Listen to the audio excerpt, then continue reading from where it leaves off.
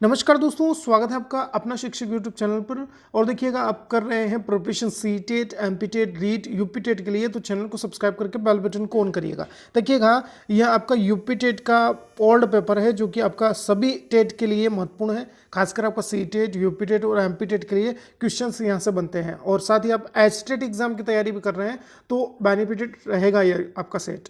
चलिएगा, डिस्कस करने वाले हैं। पहला क्वेश्चन आपके सामने है, लाइक करिएगा और चैनल पर नए हैं तो सब्सक्राइब जरूर कर लीजिएगा। अभिप्रेरणा का वर्गीकरण होता है तो किस प्रकार से वर्गीकृत होती है अभिप्रेरणा, बताइएगा। तो देखिएगा, अभिप्रेरणा जो है या मोटिवेशन जो है ये जन्मजात और अर्जित भी हो सकता है। ध्यान रखिएगा, आपका सी ऑप्शन अपने को यहाँ पर टिक करना है कि अभिप्रेरणा जन्मजात भी आती है बच्चे में और अर्जित भी कर सकते हैं। जैसे हमें क्या करना है कि सीटेट एमपीटेट एग्जाम क्लियर करना है, तो यह कौन सी हमारी आंतरिक और बाह्य अभिप्रेरणा को यह प्रभावित करेगा, तो यह हमारी अर्जित अभिप्रेरणा है। आइए समझ में, सी ऑप्शन टिक करिएगा। चलिए नेक्स्ट क्वेश्चन है, सीखने की प्रक्रिया में सीखने का स्थानांतरण हो सकता है। तो देखिए, सीखने में स्थानांतरण सकारात्मक भी हो सकता है। कुछ ऐसी समस्या है जिसका आपको सॉल्यूशन निकालना है, समस्या का समाधान करना है, तो कुछ सकारात्मक पक्ष भी आप लेंगे। नकारात्मक स्थानांतरण भी हो सकता है सीखने का। शून्य स्थानांतरण मतलब कुछ सीखने का जो कहीं भी आपने कुछ अनुभव किया है वो आपको काम नहीं आ रहा है, न्यूट्रल जैसे हम कहते हैं, तो शून्य अधिगम अंतरण भी होता है। यह सीखने का स्थानांतरण होगा। डी के लिए जाएंगे सभी के लिए। चलेगा, नेक्स्ट क्वेश्चन है, निम्न से कौन सा मत अंतर्दृष्टि द्वारा सीखने की व्याख्या करता है, बताइएगा। तो ये आपका गेस्टाल्टवाद होगा। डी ऑप्शन अपने को टिक करना है यहाँ पर। चलिएगा, नेक्स्ट क्वेश्चन है, किस मनोवैज्ञानिक ने सीखने की सामग्री के रूप में निरर्थक शब्दों का प्रयोग किया है। मतलब सीखने की सामग्री के रूप में इन्होंने कहा है कि हम निरर्थक शब्दों के द्वारा भी सिखाएंगे तो बच्चे समझ जाएंगे, बताइएगा। तो बिल्कुल सही है, एबिंगहॉस ने यह कहा है। इनका मानना था कि आप सीखने में निरर्थक शब्द भी उपयोग में ला सकते हैं। ध्यान रखिएगा, सी ऑप्शन टिक करिएगा। चलिए, नेक्स्ट क्वेश्चन है, सीखने के नियम किसने दिए हैं, बहुत इंपॉर्टेंट क्वेश्चन। तो यहाँ पर देखिएगा, सीखने के मुख्य और गौण नियम कुल मिलाकर आपका 8 नियम जो दिए हैं ये थार्नडाइक ने दिए हैं। आया समझ में, जिसमें आपका 3 जो मुख्य नियम है उन्हीं के आधार पर आपका जो सीखना है वह आपका डिपेंड रहता है। आया समझ में, बहुत इंपॉर्टेंट है, क्वेश्चन पूछा जा सकता है। चलेगा, नेक्स्ट क्वेश्चन है आपके लिए, सीखना क्या है, बताइएगा। बहुत इंपॉर्टेंट क्वेश्चन। तो यहां पर देखिएगा, व्यवहार में परिवर्तन हो सकता है, अनुभव तथा अभ्यास का परिणाम होगा सीखना। व्यवहार में अपेक्षाकृत स्थायी परिवर्तन को भी हम सीखना कहते हैं। डी ऑप्शन टिक करिएगा। चलिएगा, नेक्स्ट क्वेश्चन है, शारीरिक वृद्धि और विकास को कहते हैं। देखिएगा, मैं बहुत सी बार आपको बता चुका हूं कि जो शारीरिक वृद्धि और विकास है यह अभिवृद्धि शब्द को डिनोट करता है। आया समझ में, बी ऑप्शन अपने को टिक करना है। अभिवृद्धि, ध्यान रखिएगा, कभी भी अभिवृद्धि जो है ये शारीरिक है, ध्यान रखिएगा, बहुत ही इंपॉर्टेंट है। आया समझ में, तो शारीरिक वृद्धि और शारीरिक विकास दोनों ही अभिवृद्धि के पक्ष होंगे। नेक्स्ट क्वेश्चन आपके लिए है, चिंतन संज्ञानात्मक पक्ष में एक मानसिक क्रिया है, यह कथन किसका है, बताइएगा। तो यह आपका रॉस का कथन होगा। डी ऑप्शन टिक करिएगा। चलिए, नेक्स्ट क्वेश्चन है, बाल मनोविज्ञान के आधार पर कौन सा कथन सर्वोत्तम है, मतलब अच्छा माना जाता है बाल मनोविज्ञान के अनुसार। तो बिल्कुल सही है, प्रत्येक बच्चा विशिष्ट होता है, प्रत्येक बच्चा कुछ ना कुछ आपका सीख सकता है, उसमें अपनी आपका एक प्रतिभा होती है, अंतर्जात प्रतिभा होती है जो प्रत्येक बच्चे को विशिष्ट बनाती है। तो यहाँ पर बाल मनोविज्ञान भी कहता है कि प्रत्येक बच्चा विशिष्ट होता है। डी ऑप्शन टिक करिएगा। चलिए, नेक्स्ट क्वेश्चन है, बाल मनोविज्ञान का केंद्र बिंदु किसे मानेंगे, बताइएगा।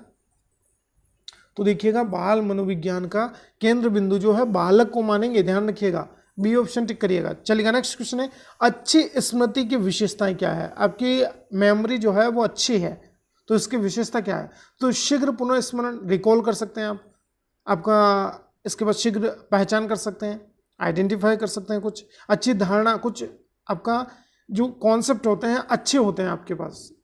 तो बिल्कुल सही जवाब है, डी ऑप्शन अपने टिक करिएगा। नेक्स्ट क्वेश्चन है, संवेग शब्द का शाब्दिक अर्थ क्या होगा, बताइएगा। संवेग क्या है, तो बिल्कुल सही है, उत्तेजना या भावों में उथल पुथल होना संवेग कहलाता है। सी ऑप्शन टिक करिएगा। चलिए, नेक्स्ट क्वेश्चन है, कौशल सीखने की पहली अवस्था है। कुछ भी आपका स्किल्स या कौशल आप सीख रहे हैं तो इसके लिए सबसे महत्वपूर्ण है अनुकरण। सबसे पहली अवस्था यह माना जाता है या पहली जो स्टेज है वो क्या होगी, आपका कौशल सीख रहे हैं या कुछ स्किल्स आप डेवलप करना चाहते हैं अपने अंदर, तो वह अनुकरण या दूसरों को देख कर सकते हैं। डी ऑप्शन टिक करिएगा। चलिए नेक्स्ट क्वेश्चन है, मानसिक आयु के प्रत्यय का सर्वप्रथम उपयोग या प्रयोग किया था। तो मानसिक आयु का सर्वप्रथम जो कॉन्सेप्ट है या जो प्रत्यय है ये आपका बीने साइमन ने दिया था। डी ऑप्शन अपने को टिक करना है यहाँ पर। चलिए नेक्स्ट क्वेश्चन है, शैशवावस्था के लिए उत्तम शिक्षण विधि कौन सी है, बताइएगा। शैशवावस्था में किस तरह से बालक जो है सीखता है, बताइएगा। बहुत ही इंपॉर्टेंट क्वेश्चन। तो बिल्कुल सही है, मॉन्टेसरी विधि के द्वारा सीख सकता है, खेल विधि होगी, किंडरगार्टन है, सभी विधियां यहाँ पर महत्वपूर्ण है। शैशवावस्था 0 से 2 वर्ष का समय होता है, ध्यान रखिएगा। 2 वर्ष का बच्चा जो है यहाँ पर महत्वता रखता है, खेल खेल सकता है वह, ध्यान रखिएगा। चलिएगा नेक्स्ट क्वेश्चन है, बाल विकास में अब देखिएगा प्रक्रिया पर बल देंगे, वातावरण अनुभव की भूमिका पर बल देंगे, गर्भावस्था से किशोरावस्था तक का अध्ययन होता है, यह सभी के लिए जाएंगे, बताइएगा। तो बिल्कुल सही है, यहाँ पर डी ऑप्शन टिक करिएगा। चलिएगा नेक्स्ट क्वेश्चन है, बाल विकास का अध्ययन क्षेत्र है, बताइएगा कौन सा यहाँ पर क्षेत्र मानेंगे, बताइए। तो यहाँ पर देखिए बाल विकास जो है विभिन्न अवस्थाओं का अध्ययन करता है, बिल्कुल सही बात है ये भी। फिर वातावरण का बाल विकास पर पड़ने वाले प्रभावों का अध्ययन भी हो सकता है, बिल्कुल सही बात है ये भी। व्यक्तिगत विभिन्नताओं का अध्ययन होता है बाल विकास में, सभी के लिए जाएंगे, डी ऑप्शन टिक करिएगा। चलिए नेक्स्ट क्वेश्चन है, सर्वाधिक उपयुक्त जीवित या सर्वाइवल ऑफ द फिटेस्ट रहता है, किसके सिद्धांत के अनुसार ये दिया गया है। तो यह जो है आपका डार्विन के सिद्धांत के अनुसार कहा है, आया समझ में। सी ऑप्शन अपना यहाँ पर टिक करिएगा, बहुत इंपॉर्टेंट। चलिए नेक्स्ट क्वेश्चन है, बीने साइमन परीक्षण द्वारा मापन किया जाता है, तो यहाँ पर विशिष्ट बुद्धि का हम मापन करेंगे, आया समझ में, बी ऑप्शन टिक करेगा। चलिए नेक्स्ट क्वेश्चन है, संवेगात्मक विकास को प्रभावित करने वाले कारक हैं, तो शारीरिक स्वास्थ्य होगा, मानसिक योग्यता है आपकी, थकान है, डी ऑप्शन के लिए जाएंगे। चलिएगा नेक्स्ट क्वेश्चन है, सामाजिक प्रत्याशाओं के अनुरूप व्यवहार की योग्यता का अधिगम सामाजिक विकास कहा जाता है। तो देखिएगा समाज जो भी हमसे अपेक्षा करता है, सामाजिक जो प्रत्याशाएं होती हैं उनके अनुरूप हम अपना व्यवहार करते हैं, तो यह सामाजिक विकास कहलाता है। बच्चे का माना जाता है कि सामाजिक विकास अच्छा है, तो यह हरलोक का आपका कथन होगा। नेक्स्ट क्वेश्चन है, सीखने का सर्वाधिक उपयुक्त अर्थ क्या होगा, बताइएगा। तो यहाँ पर देखिएगा सबसे महत्वपूर्ण सीखना जो है यह व्यवहार में परिमार्जन या व्यवहार में परिवर्तन ही आपका क्या है, सीखना कहलाएगा। सी ऑप्शन टिक करिएगा। चलिए नेक्स्ट क्वेश्चन है, वाणी दोष नहीं है, इनमें से कौन देखिएगा वाणी दोष नहीं होगा, बताइए। तो देखिएगा यहाँ पर जो है धीमी या तेज गति से बोलना वाणी दोष के अंतर्गत नहीं आता है, ध्यान रखिएगा। चलिए नेक्स्ट क्वेश्चन आपके लिए है, प्राथमिक स्तर पर मूल्यों की शिक्षा देने की सर्वोत्तम विधि, जो एथिक्स है आप डेवलप करना चाहते हैं बच्चे में प्राइमरी लेवल से ही, तो उसका महत्व क्या होगा। तो यहाँ पर देखिएगा अध्यापक के व्यवहार में मूल्य सत्यापन, मतलब ये है कि बच्चा जो है प्राथमिक स्तर पर अध्यापक को देखकर ही आपका संपूर्ण आपका सीखता है। तो जैसा अध्यापक आपका अनुकरण करेगा, व्यवहार करेगा, वैसा ही आपका बच्चे पर असर पड़ेगा। तो यहाँ पर मूल्यों की शिक्षा देने का सर्वोत्तम विधि है कि अध्यापक भी वैसा ही आपका व्यवहार करे। सी ऑप्शन अपना को यहाँ पर टिक करना है। चलिएगा नेक्स्ट क्वेश्चन है, मूल्यों के वर्गीकरण में सम्मिलित नहीं है, बताइएगा। तो देखिएगा आपका यहाँ पर जो है बी ऑप्शन आप टिक कर रहे हैं, येन केन प्रकारेण धनार्जन का मूल्य, मतलब ये कि किसी भी तरह आपको धन अर्जन करना है, यह मूल्यों के अंतर्गत नहीं आता है। चाहे आप गैर कानूनी या कानूनी काम करें या कुछ भी करके आप पैसा कमाने की कोशिश कर रहे हैं, तो यह मूल्यों के अंतर्गत नहीं आता है, बी ऑप्शन टिक करिएगा। चलिए नेक्स्ट है, व्यक्तित्व के संगठन का स्वरूप कैसा है, बताइएगा। तो यहां पर जो है आपका देखिएगा मनोवैज्ञानिक और शारीरिक मानेंगे, आया समझ में, बी ऑप्शन अपने को टिक करना है। चलिएगा नेक्स्ट क्वेश्चन आपके लिए है, आत्मकेंद्रित व्यक्ति होता है, बताइएगा। जो खुद में ही खोया रहता है व्यक्ति किस प्रकार की श्रेणी में आएगा।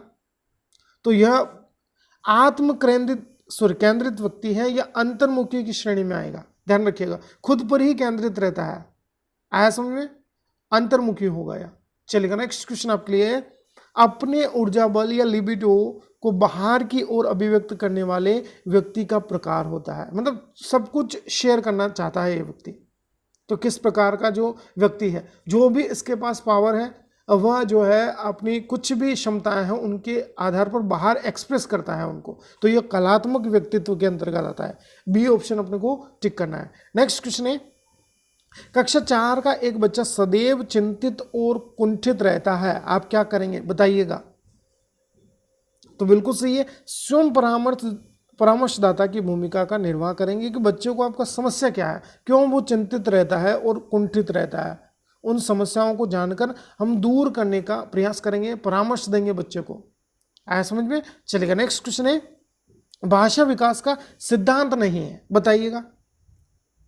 तो देखिएगा, अतिरिक्त शक्ति का सिद्धांत भाषा विकास के अंतर्गत नहीं, खेल के संबंध में दिया गया है। ध्यान रखिएगा, अतिरिक्त शक्ति का सिद्धांत भाषा विकास के लिए महत्वपूर्ण नहीं है, ध्यान रखिएगा, बहुत इंपॉर्टेंट हो जाता है क्वेश्चन। चलेगा, ये 30 प्रश्नों का सेट था। आप 30 में से कितने सही कर पाते हैं कमेंट बॉक्स में बताइएगा। और देखिए लिंक डिस्क्रिप्शन में है फुल कोर्स की आपका, आप चाहे तो ले सकते हैं या चाहे उनको देखकर भी अपना जो प्रिपरेशन है अच्छी कर सकते हैं प्रिपरेशन। तो लिंक डिस्क्रिप्शन में ज़रूर जाइए। कम्युनिटी टैब पर देखिएगा, मैं आपका क्वेश्चंस भी पोस्ट करता रहता हूँ, तो उन क्वेश्चंस के आंसर भी दीजिए।